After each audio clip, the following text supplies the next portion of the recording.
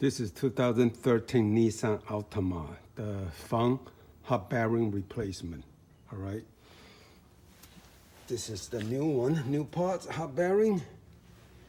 First of all, of course, you remove all the rotors, brake pad, move out of the way, and the caliper too. So you use the slide hammer, all right? Use the nut, 3 nut lock, hook it up. After you remove everything, you just use this, hit it a few times, it will come loose. Once it's loose, all you gotta do is clean these, all right? Clean all these and grease a little bit before put the new one on. And also you move the axle nut. This is the 32 millimeter, all right?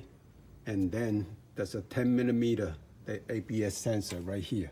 All right, it's a 10 millimeter screw right here. Okay, and behind the hub, okay, there's a 4. 1, 2, 3, 4 is right behind it. This 1, 2, 3, 4. You loosen it, hand loosen it, and pull it out. Okay, it's 419 millimeter. These 4 of them. Okay, and of course the brake bracket is 22 millimeter right here. This is for the axle, 32. Okay, it's not that difficult. Just you gotta know the procedure.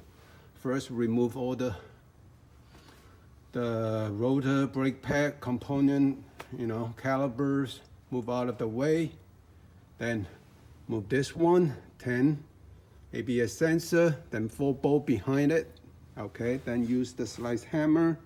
Pull it out and install just the other way around. That's it.